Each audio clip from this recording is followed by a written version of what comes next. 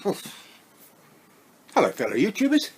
Today's Tuesday, September 4. Yes, I made a mistake in yesterday's upload. I said it was August.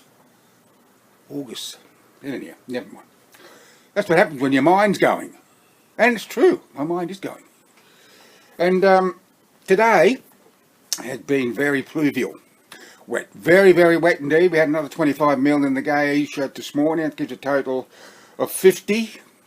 So for the first 4 days we've had 55, 60 mil. Something like that. And I checked my records. They go back to 2008, and this is the wettest beginning of a September since that year of 2008. So, but it's supposed to clear come the weekend. There'll be more heavy rain tomorrow. But you don't really want to hear a weather report, do you? No. Well, it was Father's Day here in Australia on Sunday, and our eldest boy was over tonight. And he was over for a little while. And he gave me a gift for Father's Day. And I like these sort of things. I'm a bit of a collector of things. And this is the Green Hornet and Kato pop vinyl.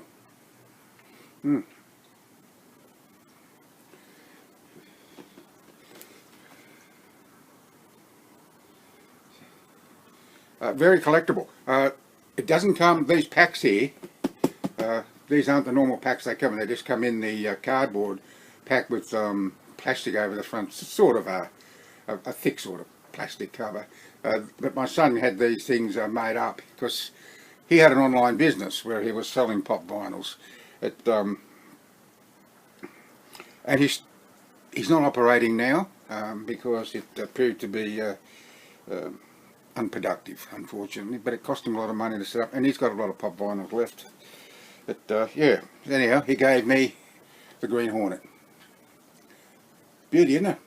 So while I'm showing you this, I thought I'd show you a few other collectibles. And they're mostly Superman collectibles, but you probably figured out that yes, they would be. And the biggest Superman one I got is this one. It's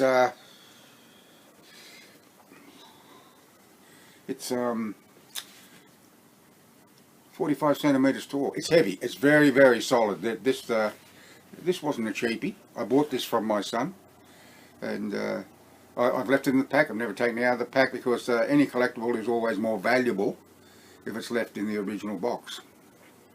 So yes, this is very heavy, and it's a beauty, isn't it? Nothing much on the back except a cape. Right. Just put that there for a sec. And I've got a wacky wobbler. A bobblehead. The Man of Steel. There we go.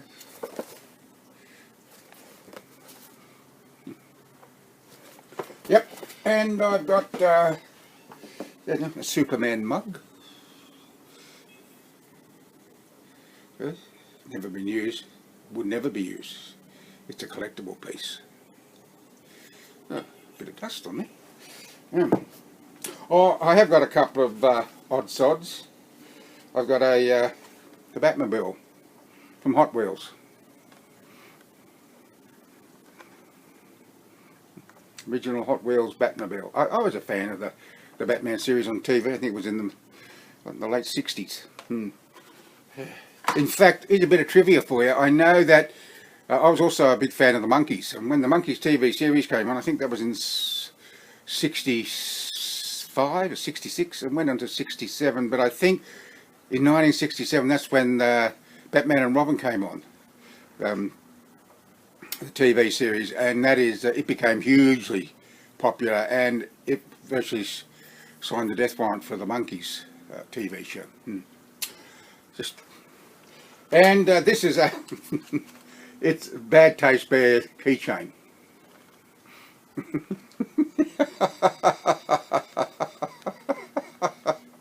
Cool, eh?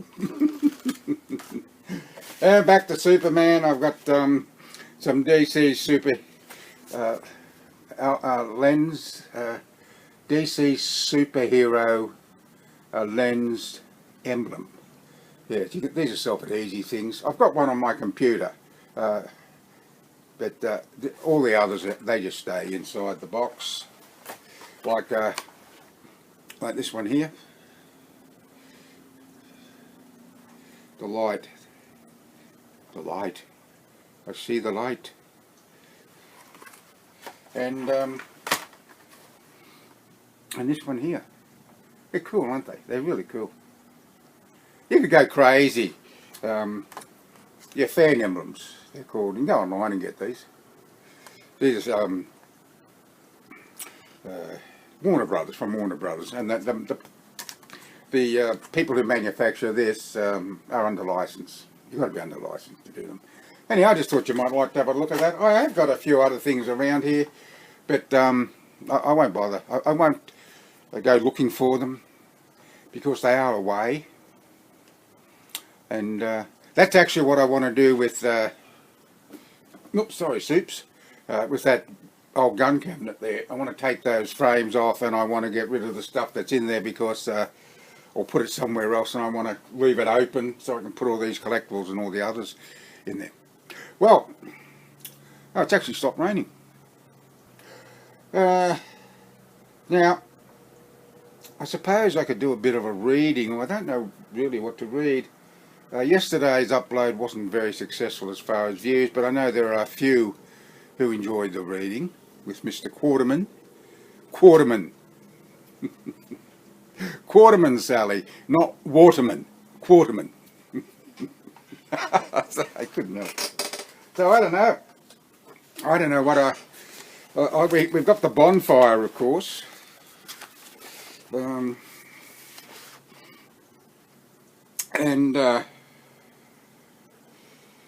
said I would give you a reading about when I took my friend David's bike, in the first major bike ride I had. I did a reading on that.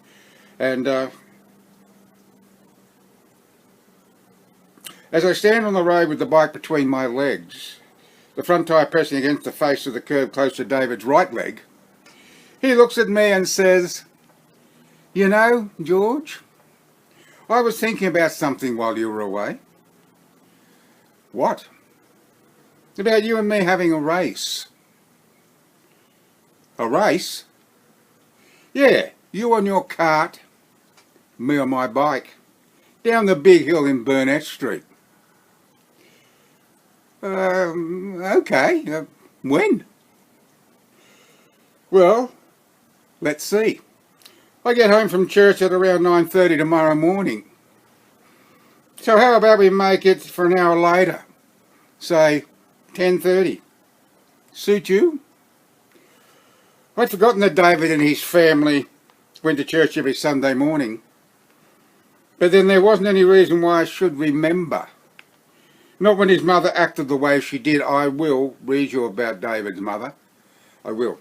And you'll understand this is the second mention of her, and it's not good. Well, what I know about it is not good. Sure, I said. Sure. The gauntlet had been thrown down. I'd taken up the challenge. But as I walked home that Saturday afternoon, I thought about the impending race. I had my doubts if I would really be able to, if it would really be a contest at all. The billy cart was fast. I knew that. But would the small wheels on it be able to compete with the much larger wheels on the bike? Maybe I should go for a trial run when I get home, just to get a feel for the speed. See how I go with the bend in the footpath.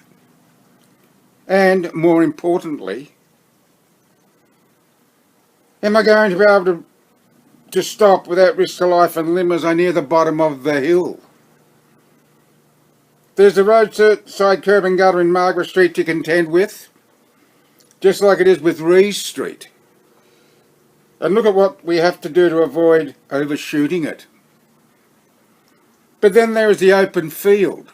So, yes, it might be a good idea to have a practice run or two.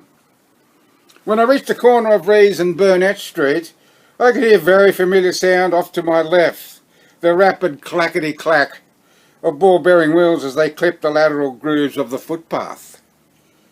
Standing my ground, I looked up the hill. It was Richard, my brother, and he was about halfway into his descent. This is the hill coming down from the highway. The big hill was the other way, up the other one. I waved even though I knew he wouldn't acknowledge it, gripping the steering rope like he was, as if his life depended on it. His face a study of absolute concentration, his eyes as big as saucers, as he dug his heels in, gradually slowing and bringing himself to a sudden and uneventful stop. As I walked across the street to join him, Hadley waved from his position at the top of the hill. I waved back. "Where you been, Georgie?" my brother asked. "David's. You going to get your cart and have a ride?" "Yes, but I'm going to ride down the big hill." "Oh, okay. Can we come too?" "If you want to." Richard waved for Hadley to come down the hill, something he was obviously reluctant to do by the look on his slow, lumbering gait. Disappointed that he was going to miss out on his turn on the cart. While Richard waited, I went home and retrieved my car from under the rear of the house. By the time I reached the front gate, they were both waiting. When we gained the footpath across Margaret Street, I left the concrete surface and walked a couple of yards into the field, trailing the billy cart behind me so I'd get a feel of what the surface was like under the wheels as I walked up the hill. "What are you walking through the grass for?" Hadley asked. "I want to make sure there aren't any nasty surprises waiting for me when I steer off the footpath at the end of the ride." With my head down and eyes constantly on the move, I ambled on. The strands of grass that smothered the field caressing my knees. The ground beneath my feet hard and dry, riddled with tiny fissures and shallow corrugations, but harmless and no cause for concern.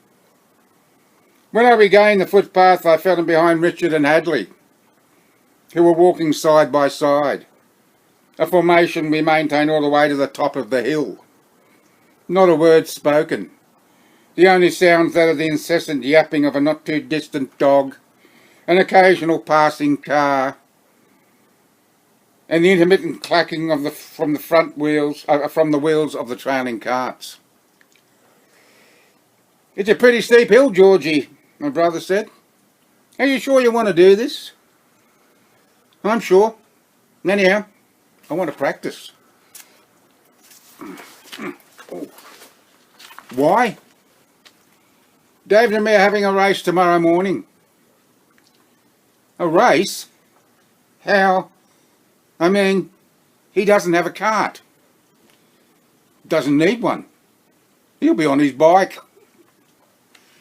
"Do you reckon you can beat him?" Hadley asked. "Don't know. Anyhow, the time has come," the walrus said. That's through the looking glass, Alice in Wonderland. "The time has come," the walrus said, "to talk of many things, of shoes and ships and sealing wax, of cabbages and kings. And while the sea is boiling hot, and where the pigs have wings, Calloo, Calais, no work today, we're cabbages and kings." Okay. The ride was exhilarating, the stop uneventful, all over in a fraction of the time it had taken to walk up the hill. Yet somehow I had the feeling I just didn't have the speed to match that of the bike. As I made my way back up the hill, I saw Hadley fly around the corner on Richard's cart, something that didn't surprise me considering he missed out on his turn a little earlier. But it would be a ride he wouldn't forget in a hurry. In the short space of time it took me to move over and clear his way, he went from what seemed to be total control to totally out of control.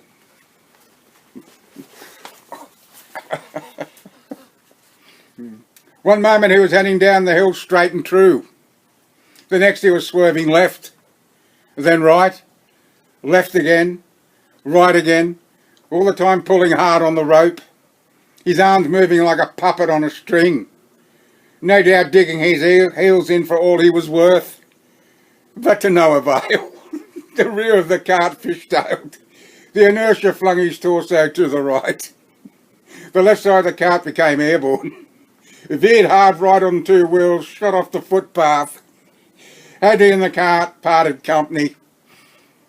He hit what there was of a bare earth bank, rolled twice and came to a rest on his back against the exposed aggregate of the roadside table drain. The cart coming to a rest a few yards further downhill. Poor Hadley. It's a strange quirk of human nature that we can sometimes find humour, if not sheer hilarity, in the misfortune of others, even though we have a gut feeling that what we are laughing at is a precursor to something more serious. When Hadley started to swerve, I thought his reflex actions to put things right were comical. His flailing arms, pumping legs, bulging eyes, gritted teeth, and a gamut of melding split-second facial expressions. What the hell, Phew? No, yes, oh, sure, shit, no, it's not, oh, no, shit! It was so funny I just couldn't help but laugh. But I wasn't laughing when I reached his side and saw him lying there, both hands sandwiched together over his raised right knee, eyes tightly closed, wincing and moaning. He was obviously in pain, but how I wished and hoped that his contorted face was only indicative to the area he was grasping. Jesus Christ, Hads, I said. Are you all right? It's my knee, he whimpered. Do you want me to go and get Mum? He considered that for a moment or two before answering, No, I'll be all right. I understood how he felt. It's bad enough when you know you're going to be berated by your own mother under circumstances like these without being subject to the whys and wherefores of someone else's. Oh sure, they always feel sorry for you and go out of their way to try and make you feel better. But who in the hell wants their knees be shot down with both barrels of motherly wisdom and warnings with everybody watching on? Only to repeat the whole damn process when you get home. No, thank you. By the time Richard joined us, which wouldn't have been more than 5 minutes of being alone and realising we weren't coming back, Hadley was sitting up, had inhaled twice on his puffer, fit, and was gently patting his bleeding knee with his folded handkerchief. Oh, yuck! Richard said, Quick, put the hanky over it. It's making me feel sick just looking at it.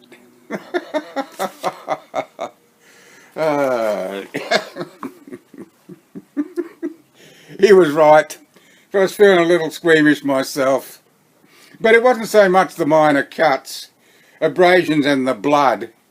It was a nasty looking section of broken and folded flap of skin, about the size of a thumbnail, smack bang in the middle of his kneecap. Ugh, yuck. Do you reckon you'll be able to walk home? I asked. Once I make it to the top of the hill, I'll be okay. We could probably pull you up on the cart, I suggested. Hadley shook his head. No, thank you. I've had enough of those bloody carts for a while. Oh dear. He tied his handkerchief around his knee, carefully eased himself upright, and with Richard and I lending a hand, he hopped from the table drain onto the footpath. Will we see you in the morning? I asked. Maybe. Probably. Oh, I don't know. I'll see how I feel. See ya.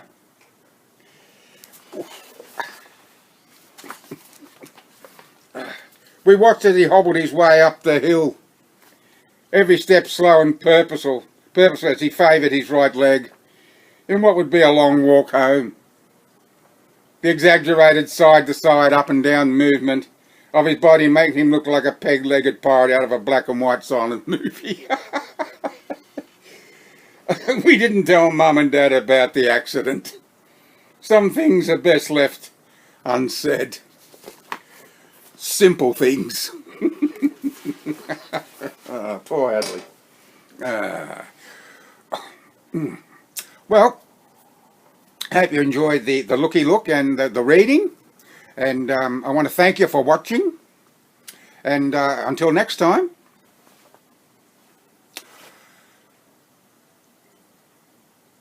There's a frog popping because the pond dried up. Yeah. And there's another. Yeah, I told you this before. Bye for now. I shouldn't distract myself like that.